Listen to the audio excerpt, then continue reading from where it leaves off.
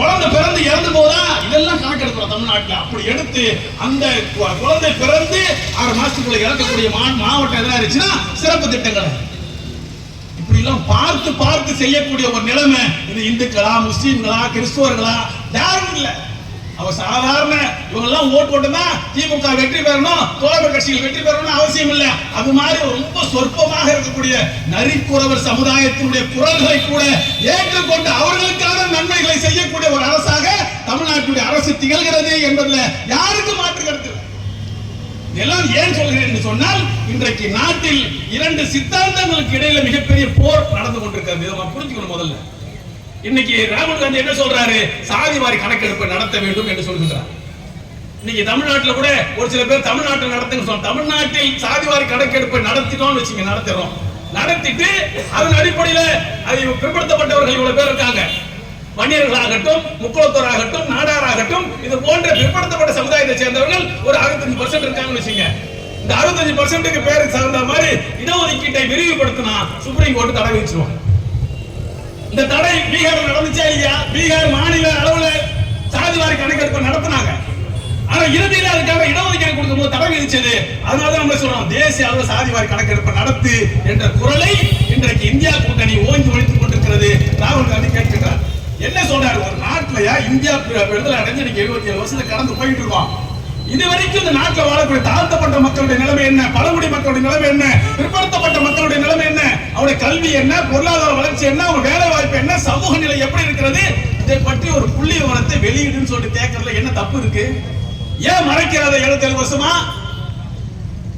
இன்னைக்கு ராகுல் காந்தி கேட்கிறார், பிரதமருக்கு கீழே இருக்கக்கூடிய 90 செயலாளர்கள், அவன் தான் எல்லா நிதியையும் கையாளுறவன். லட்சக்கணக்கான கோடி இந்தியாவுடைய வருமானத்தை யாராருக்கு பிரிச்சு கொடுக்கணும் கையாளுற இடத்துல யார் இருக்கா? 90 பேர்ல 87 பேர் 3% இருக்கக்கூடிய உயர் ஜாதியை சேர்ந்தவர் இருக்கான். 3 பேர் தான் பிற்படுத்தப்பட்ட சமூகம். எப்படி நியாயம் கிடைக்கும்? எப்படி பொருளாதாரம் எல்லா மக்களுக்கும் சென்றடையும்? ஏன் 77 ஆண்டுகளுக்கு பிறகும் பட்டினி இந்தியாவாக இன்றைக்கு இந்தியா இருந்து கொண்டிருக்கிறது? இந்த கேள்வி எழுப்புறான். இப்பதான் என்ன செய்யறான்? 88,000 கோடிக்கு ஆளுக்கு 5 கிலோ அரிசிக்கு மோடி அரசு உத்தரவு போடுது. தமிழ்நாட்டில் இதெல்லாம் 10 ஆண்டுகள் 15 ஆண்டுகளுக்கு முன்பாகவே திராவிட இயக்கம் அதையெல்லாம் மாற்றி அமைத்து பட்டினி இல்லாத தமிழ்நாட்டை இன்றைக்கு உருவாக்கி இருக்கிறோம். யாரோ ஒருத்தர் சொல்லி நான் பசியோட படுக்க போறேன்னு சொல்லிட்டு ஒருத்தர் சொல்ல முடியுமாங்க? ஒருத்தர் சொல்ல முடியுமா? அந்த அளவுக்கு ஒரு சமூக மாற்றம், அது கல்வியா இருந்தாலும் சரி, பொருளாதாரமாக இருந்தாலும் சரி, மருத்துவ கட்டமைப்புகளாக இருந்தாலும் சரி, வேலை வாய்ப்புகளாக இருந்தாலும் சரி, மத்த மாநிலத்தை சேர்ந்தவங்க தான் இங்க வந்து வேலை பெறணும் தவிர நம்ம ஆயிரக்கணக்கில் லட்சக்கணக்கில் புறப்பட்டு உத்தரப்பிரதேசம் மத்திய பிரதேசம் பீகாருக்கு யாருன்னா போறோமா? ஏன் போறது இல்ல?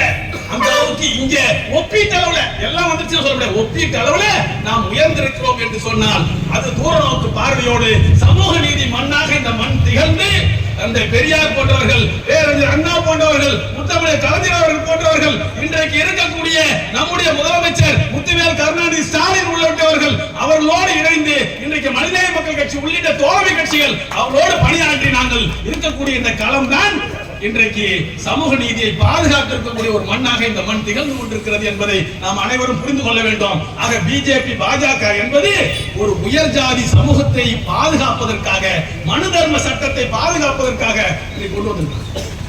அவர்களை எதிர்கொள்வதற்கு தான் இன்றைக்கு பல்வேறு போராட்டங்கள் நடந்து, ஒரே நாடு ஒரே தேர்தல் எவ்வளவு பெரிய பிரச்சனை.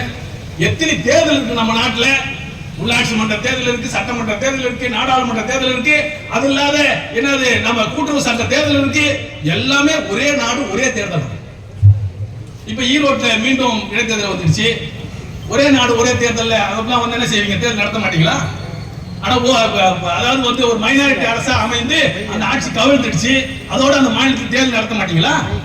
என்ன சொல்ல வரீங்க? அப்ப என்ன சொல்ல வரான்னு சொன்னா, இவன் வந்து இதன் மூலம் ஒரே நாடு ஒரே ஆட்சி என்ற பெயரில் தேர்தலே இல்லாத ஒரு இந்தியாவாக, சர்வாதிகார இந்தியாவை உருவாக்குவதற்காக ஒரு சதி திட்டம் பின்னால் ஒழித்துக் கொண்டிருக்கிற காரணத்தால் தான் இன்றைக்கு இந்தியா கூட்டணி உள்ளிட்ட நாட்டின் நலன் கருதக்கூடிய அனைவரும் இந்த ஒரே நாடு ஒரே தேர்தல் திட்டத்தை எதிர்த்துக் கொண்டிருக்கிறோம். இதெல்லாம் மறைக்கிறதுக்கு, பெரும்பான்மை மக்களுக்கு எதிரானது இந்த அரசு என்பதை, மோடி அரசு என்பதை மறைக்கிறதுக்கு என்ன செய்யறான்? முஸ்லீம்கள் அடி, முஸ்லீம்கள் மீது கலவரம் உண்டாக்கு, பள்ளிவாசலை போய் இடி, அப்புறம் வந்து என்ன செய்யுது? வக்பு திருத்த சட்டம் சொல்லி வக்பு சொத்துக்களை ஆக்கிரமிக்கக்கூடிய ஒரு சட்ட திருத்தம் கொண்டு வா, ஒரு டென்ஷனை உருவாக்கி திசை மாற்றம். உண்மையான எதிரியை நோக்கி நீ போயிடக்கூடாதுல்ல. எவன் எதிரியோ நமக்கு பாதிப்பு உண்டாக்குறோம் எவனோ அவனை நோக்கி போர் நடக்கணும், சண்டை நடக்கணும். அந்த உண்மையான சண்டை எதிரியை நோக்கி நடக்கக்கூடாது. என்ன செய்யணும்? சண்டையை திசை திருப்பும். திசை திருப்பக்கூடிய வேலையை தான் என்ன செய்யுது பிஜேபி அரசு? திசை திருப்பி முஸ்லீம்களுக்கு எதிரான பிரச்சனை, ஏதோ இந்து முஸ்லீம் பிரச்சனை மாதிரி ஒருத்தர் கொண்டு வரான். ஆனால் தமிழ்நாடு தான் 100 ஆண்டுகளுக்கு முன்பாகவே உண்மையான எதிரியை எதிர்த்து வீழ்த்தியதன் விளைவாக இன்றைக்கு தமிழ்நாடு இந்திய அளவில் ஒப்பீட்டு அளவில் மிகப்பெரிய மாநிலமாக எல்லா வளத்திலும் வளர்ந்திருக்கும். இந்த நிலை இன்றைக்கு இந்தியா முழுக்க வர வேண்டும் என்பதற்காக வேண்டிதான் இன்றைக்கு நாம் பாடுபட்டுக் கொண்டிருக்கிறோம். அந்த பாடுபடக்கூடிய போராட்டங்களில் ஒரு முன்னணி படை வீரர்களாக நாம் திகழ்ந்து கொண்டிருக்கிறோம். அந்த அடிப்படையில் இன்றைக்கு மனிதநேய மக்கள் கட்சியினுடைய செயல்பாடுகளாகட்டும், இந்த அலுவலகம் ஆகட்டும், இது அனைத்தும் மக்களுடைய எதிர்கால நலனை. அடுத்த தேர்தலை பத்தி இல்லை, நாங்கெல்லாம் மீண்டும் சட்டமன்ற உறுப்பினராக வரணும் அதுக்காக வேண்டி பேசணும்னு சொன்னா அதுக்காக நாங்க பேசல. அடுத்த தேர்தலை பற்றி அல்ல, அடுத்த தலைமுறையை பற்றி கவலைப்படக்கூடிய நாம் தொடர்ந்து அந்த மக்களுக்காக களத்தில் நிற்போம், போராடுவோம் என்று கூறி நல்ல வாய்ப்பை வழங்கியதற்காக நன்றி கூறி நிறைவு செய்கிறேன். நன்றி.